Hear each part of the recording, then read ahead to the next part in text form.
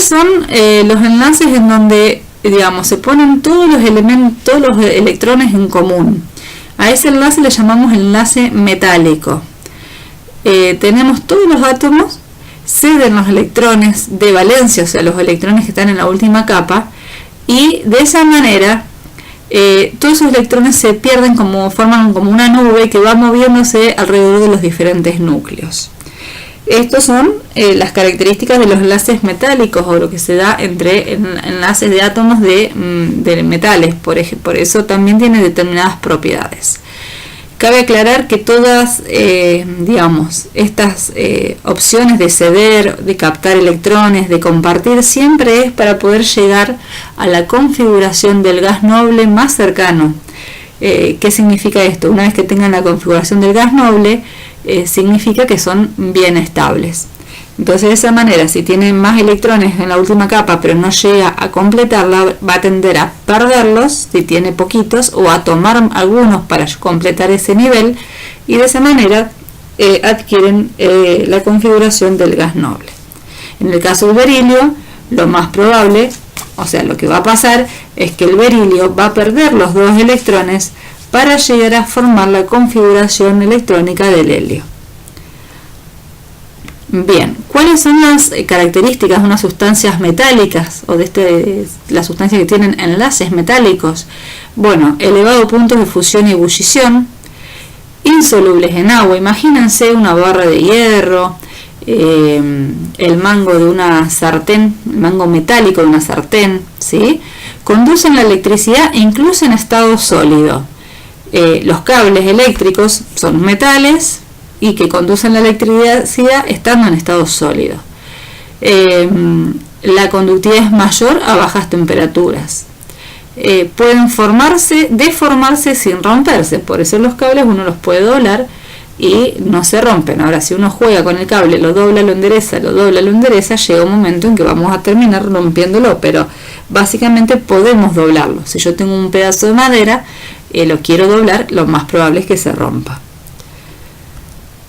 El otro enlace que tenemos es cuando los electrones ceden o captan, cuando los electrones son cedidos o captados. En ese caso estamos hablando de un enlace iónico. Ustedes tienen acá, en la parte de abajo, tienen el sodio con un electrón en la última capa, están solamente dibujados los electrones de valencia, y el cloro con unos 7 electrones en la última capa. Entonces, el sodio va a perder ese electrón y el cloro lo va a captar, quedando de esa manera el sodio cargado positivamente y el cloro cargado negativamente. Este es el catión sodio y el anión cloruro. De esa manera, como tienen cargas opuestas, se produce una atracción electrostática entre ellos, y ahí es donde se forma el famoso cloruro de sodio, que es parte, digamos, la sal de mesa que nosotros tenemos muchas veces después de un tratamiento para que sea consumible en nuestra mesa.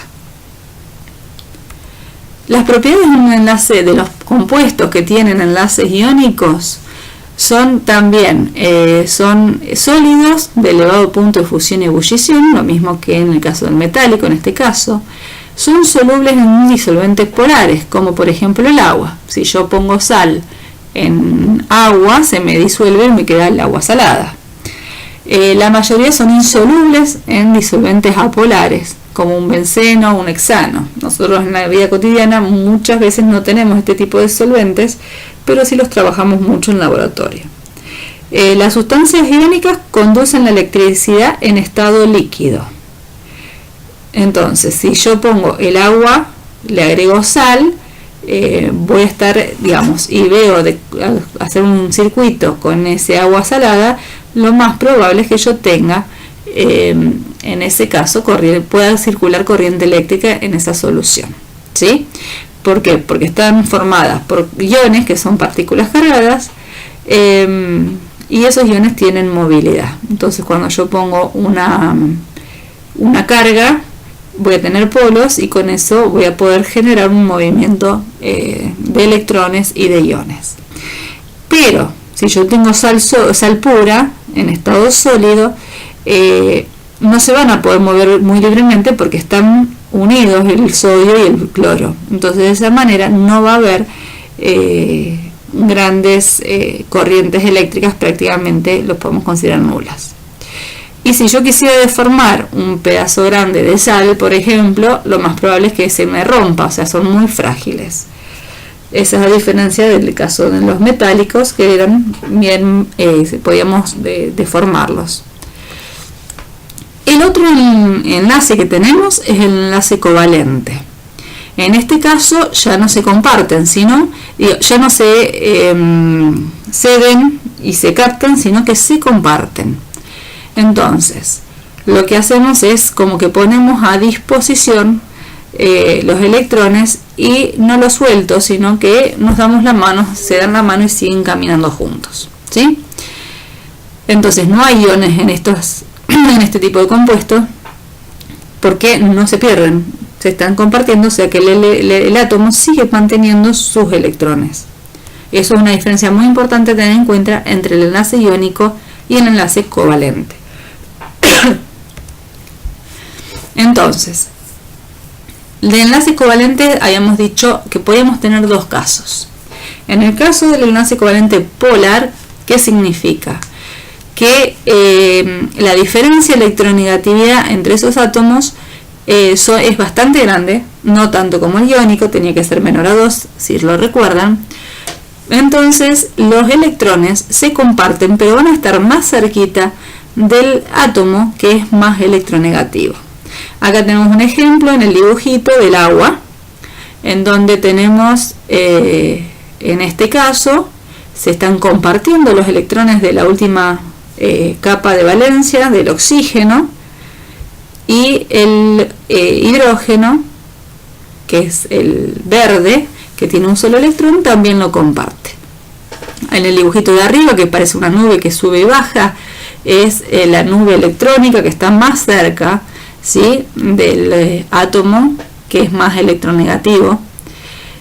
Y bueno, en el caso del dibujito de los perros, ahí tienen como para ver que uno tiene más fuerza que el otro, entonces el perro gris queda cargado más electronegativamente, ¿sí? Entonces lo que tenemos acá en este caso es, que es importante tenerlo en cuenta, es que nosotros tenemos, los electrones pertenecen a los dos átomos, pero tenemos una densidad, le llamamos negativa, sobre el átomo que tiene más electronegatividad, y una densidad positiva sobre el átomo que tiene menor electronegatividad. Pero la molécula de esa manera puede ser una molécula, digamos, nosotros tenemos enlaces polares, podría ser una molécula polar. Después vamos a ver algunos casos puntuales. El enlace covalente apolar o no polar es cuando la diferencia de electronegatividad es muy baja, es muy poquita, y los electrones son compartidos en forma simétrica. En este caso es cuando yo tengo el mismo elemento muchas veces, nitrógeno 2, oxígeno 2, cloro 2, hidrógeno 2. Y si no, también se puede dar cuando la diferencia es muy pequeña, pero los elementos son en sí mismos diferentes. En este momento no se me ocurre mucho, pero por ejemplo yo pudiera tener, a ver, déjenme ver cuál puede ser. Estoy buscando en la tabla en este momento como para ayudarles, pero bueno, no encuentro. Podría tener algún hidruro metálico, o sea, si yo tengo por ejemplo dos metales unidos, hidruro de litio por ejemplo, no, ese sería covalente polar 0,6. Bueno, después vamos a buscar un caso puntual para que ustedes lo tengan bien en claro. En este caso, bueno, entonces teníamos como los electrones se comparten en forma simétrica, y la nube, bueno, está pareja sobre los dos átomos, ¿sí? El enlace covalente puede tener un caso, haber un caso en donde yo hasta ahora les decía recién siempre que los electrones se compartían y que cada átomo aportaba un electrón para poder formar el enlace, que se forman por dos electrones. Cada enlace siempre está formado por dos electrones. En el caso del enlace covalente coordinado, esos dos electrones son aportados por un solo átomo. En el ejemplo que tenemos en esta transparencia podemos ver que el nitrógeno, que está formando el amoníaco, el NH3, le sobra un par de electrones sin hidrógeno. Entonces este protón que está sueltito se acerca por atracción electrostática a ese par de electrones y los comparten. ¿Cómo lo dibujamos o lo simbolizamos? Con una flechita, ¿sí? Eso es como para que tengan una noción de que puede llegar a existir. Nosotros en la práctica no sé si tenemos muchos ejercicios de esto, pero es importante que sepan que también está. Entonces, las propiedades de los compuestos que tienen enlaces covalentes, si ustedes las miran bien, son muy similares, en realidad contrarias a las de los compuestos iónicos. Los iónicos ya hemos dicho que tenían altos puntos de fusión. En este caso, los compuestos con enlaces covalentes son gases y los líquidos y sólidos son de bajo punto de fusión.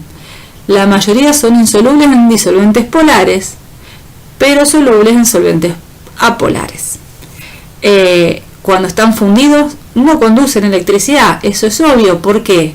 Porque cuando están fundidos no hay iones en estos casos. O sea, es el mismo compuesto que cambió su estado, pero no se separó en iones. Entonces no va a haber movimiento iónico y no va a haber electricidad. Y entonces las soluciones acuosas de estos compuestos son malas conductoras. No son muchas, propiedades, pero son básicas e importantes. Si me acuerdo de una, las otras las puedo sacar muy fácilmente por diferencia. Entonces, resumiendo hasta acá lo que dijimos. La electronegatividad de un elemento me va a determinar el tipo de enlace que puede darse. Si esa electronegatividad está dada entre enlaces iguales, en donde la electronegatividad, por ejemplo, si son iguales va a ser 0, entonces el enlace que se forma es covalente puro o apolar. Ahora, si los átomos son diferentes y la diferencia de electronegatividad es distinta de 0, que puede ser menor a 0,5, entonces el enlace también va a ser covalente puro. Y si es mayor a 0,5, va a poder ser enlace covalente polar, si es menor a 2, y enlace iónico, si es mayor a 2. ¿Sí? Espero que haya quedado claro. Van a tener unos ejercicios donde tienen que ir identificando, es una resta que tienen que hacer entre la diferencia de electronegatividad de los dos elementos que se están uniendo, y con eso ya lo van a poder identificar.